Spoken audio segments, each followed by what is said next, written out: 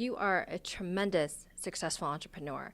I mean, your accolades, I mean, the list is so long I can't go through them. How do you go working with some of these some of the biggest companies in the world with no business background, with no marketing background, like Hewlett-Packard Enterprises, Exxon, AT&T. I mean, the list goes on. I've actually seen some of the emails because you're pulling us into some of the, the projects that you're doing.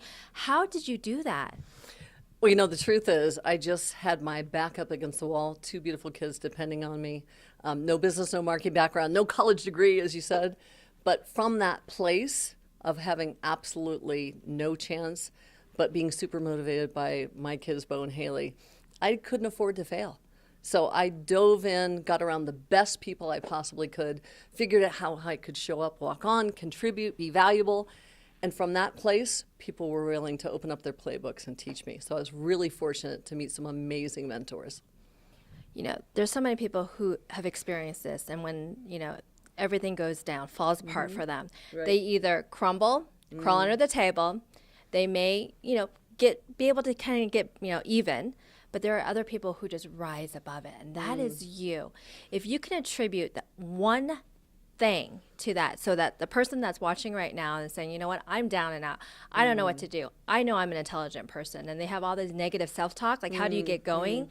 What words of encouragement or wisdom can you give to them? I think we've all had a place somewhere in the people we've loved and cared about. There's someone that pulled an amazing phoenix from the ashes. All of us have had some amazing loss or some terrible thing that didn't work out for us. It doesn't take a lot of life experience for one of those things to happen. And for me, I watched my brother get in a car accident that practically took his life away. I watched him learn to swallow, walk, and talk again.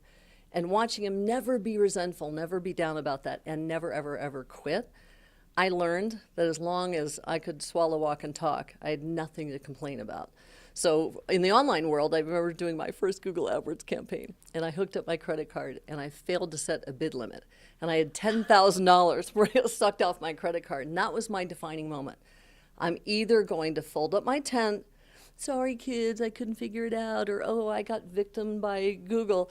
It's victim, it's victor, you get to choose. And so I had some great people that set those examples, and I just decided at that moment when I lost it, when I didn't have $10,000 to give away, I decided that was my moment to figure it out. So I spent more time, I spent more effort, energy, and invested in myself to make sure I turned that around.